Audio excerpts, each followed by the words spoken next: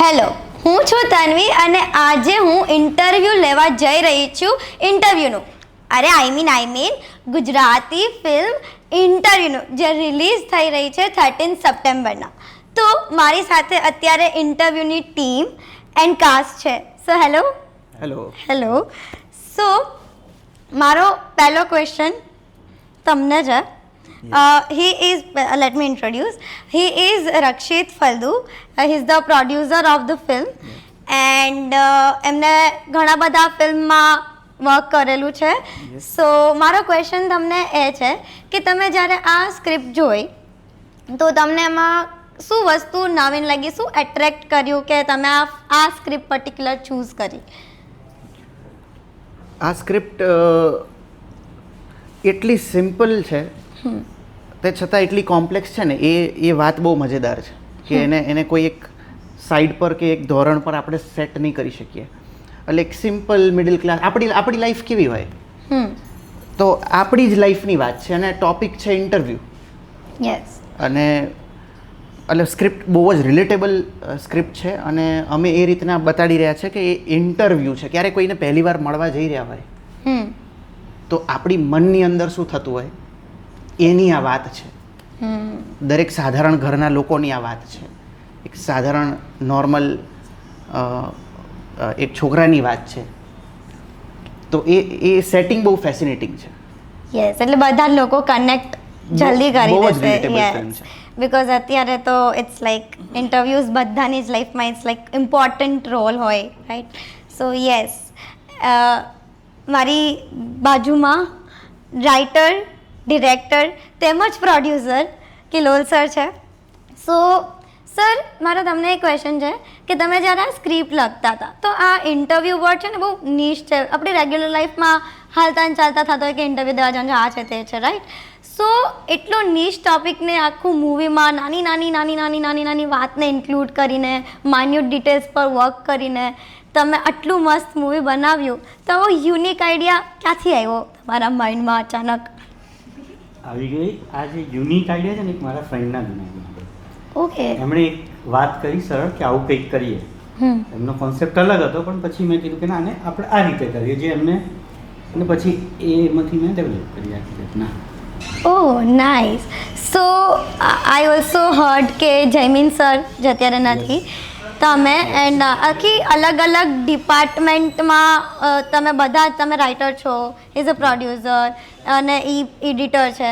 તો લાઈક આવી રીતે તમે બધા ભેગા થઈ અને જે સ્ટાર્ટઅપ કર્યું એ કેવી રીતે થયું? લાઈક એનો જન્મ કેવી રીતે થયો?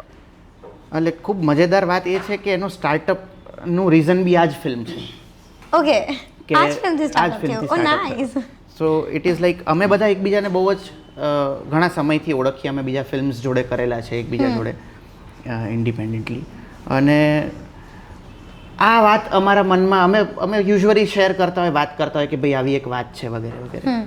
અને અમને આ મનમાં બેસેલી હતી કે આપણે ક્યારેક ને ક્યારેક we would do something on this.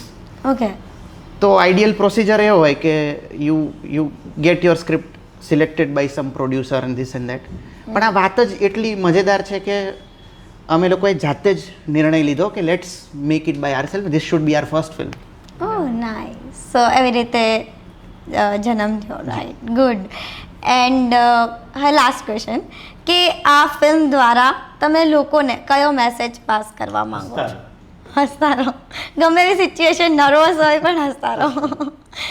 Nice. તમે એમાંથી નીકળી શકશો. You should be confident on yourself, right? Okay જી, નાઇસ. જો આવું સો આખું ઇન્ટરવ્યુ નીકળી જશે. તું બી નર્વસ છે ને અત્યારે સાહેબ? થોડી યસ. કેવી હાલત આની છે ફિલ્મમાં. Yes, but nice. So coming to you Parikshit, તમે હમણાં ખૂબ જ સરસ મજાના ફિલ્મ કર્યા છે, હું ને તું, વાર તહેવાર, અને આની પહેલાં પણ તમે લાઈક સાહેબમાં, દુનિયાદારીમાં, ઘણી બધી મૂવીઝમાં તમે ઘણા બધા સરસ મજાના કિરદાર નિભાવ્યા છે. તો આપણા આ મૂવીમાં, ઇન્ટરવ્યૂ મૂવીમાં જે તમે કિરદાર નિભાવી રહ્યા છો નચિકેતનું, તો એનો એક્સપિરિયન્સ કેવો રહ્યો? એનો એક્સપિરિયન્સ મજાનો રહ્યો. એવું કશું કામ કર્યું નહોતું એની પહેલાં, એટલે જ આ કામ કરવાની ઓર મજા આવી. જનરલી એક્ટર તરીકે તમે એવું ઈચ્છતા હોય કે જે ન કર્યું હોય અથવા જે વધારે ચેલેન્જિંગ હોય એવું કંઈક કરીએ. ઇટ વોઝ વેરી ચેલેન્જિંગ, કારણ કે સ્ક્રિપ્ટ એટલી સુંદર હતી કે એને ન્યાય આપવો જરૂરી હતો કેરેક્ટરમાં, પરફોર્મન્સમાં, એના લુક્સમાં, એના અપિયરન્સમાં. તો એ કરવાની જે મજા આવી થ્રુઆઉટ પ્રોસેસમાં, જે ટીમ સાથે જોડાયા, અને ટીમ જ્યારે સેમ પેજ પર હોય ને, જ્યારે ઓવરઓલ ટીમ તમારી, તો આઈ થિંક કે મેજિક ક્રિએટ થાય. અને મને એવું લાગે છે કે આ ફિલ્મમાં એવું થયું છે. અને પર્સનલી એઝ પરીક્ષિત મેં ક્યારેય આવું કંઈ ફેસ નથી કર્યું. ઇન્ટરવ્યૂ મેં ક્યારેય કોઈ પણ પ્રકારનો આપ્યો નથી, એટલે મને ઓર મજા આવી. જે નર્વસનેસ અત્યારે તમને થાય છે ને, એ આ ફિલ્મ શૂટ કરીને એને પહેલાં મને થઈ જ નહોતી. એટલે એ ફિલ્મિંગ દરમિયાન, એ પ્રોસેસ દરમિયાન મને એ પણ ખબર પડી કે અચ્છા, આવા સમયે ઇન્ટરવ્યૂ આપવા જતી વખતે આ પ્રકારની નર્વસનેસ થતી હશે કેન્ડિડેટ્સને. પણ એ લાવવું તમારી અંદર બહુ અઘરું હશે ને, એ એક્સપિરિયન્સ. આઈ થિંક એ પ્રોસેસ દુનિયાભરના એક્ટર્સ જે કરતા હશે એ જ છે. આઈ ડોન્ટ થિંક એમાં કોઈ રોકેટ સાયન્સ છે. You just have to get into it, you just have to feel it. એ વધારે કહીને એને કોમ્પ્લિકેટ કરી શકું છું કે મેં આવું કર્યું તે કર્યું, but you just have to feel it. તમે ફીલ કરો એટલે આપોઆપ થઈ જ જાય. If I try to feel your nervousness right now, if I focus on it, તો આઈ વિલ ફીલ ઇટ. એટલી જ વાત છે. તો એ કેરેક્ટરની જર્ની હતી. અને પછી એનું બેકડ્રોપ એવું હોય કે રિહર્સલ્સ હોય, ડિરેક્ટરનું વિઝન સમજતા હોય, ડિરેક્ટર સરને શું જોઈએ છે, હું કેવી રીતે કરી શકું છું, કો એક્ટર્સ કેવું છે. અને લગભગ એવું થયું કે બધી જ વસ્તુઓ બહુ જ સરસ રીતે બેસતી હતી. એટલે મને પ્રોજેક્ટ કરવાની બહુ મજા આવે. અને જે કામ કરવાની અમને મજા આવે, આઈ એમ શ્યોર કે ઓડિયન્સને જોવાની પણ એટલી મજા આવે. સો yes, my next question is to you. And મારો ક્વેશ્ચન છે કે તમે as a lead first time work કર, તમારી હમણાં એક મૂવી આવે છે, હજી એક, શું નામ છે? ઉડન છું. હા, તો હમણાં એક ઉડન છું કરીને મૂવી આવે છે, એન્ડ તમે આમાં લીડમાં ફર્સ્ટ ટાઈમ વર્ક કરશો, રાઈટ? સો તમારો એક્સપિરિયન્સ કેવો રહ્યો, તમારી જર્ની આખા જ્યારે મેકિંગ થતું હતું ત્યારે ઓન સેટ? ઓન સેટ તો એટલે ફર્સ્ટ ટાઈમ લીડ મળવું એ જ બહુ મોટી વાત છે, કારણ કે ઇન્ડસ્ટ્રીમાં બધા બહુ બધી મહેનત કરતા છે, પણ ટચ વુડ, ભગવાનની દયા અને આ બધાના લીધે આઈ એમ હિયર. તું નથી કરતી મહેનત? એ તો હા, એ બી કરે છે મહેનત, અને એટલે એને મળ્યું છે. હા, એ છે.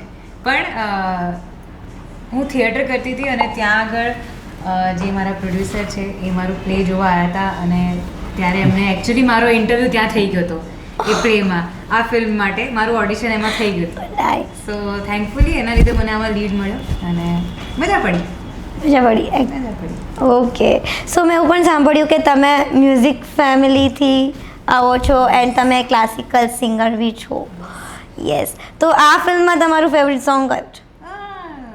2 લાઈન ગાઈને બતાવશો પ્લીઝ. Mera Mike.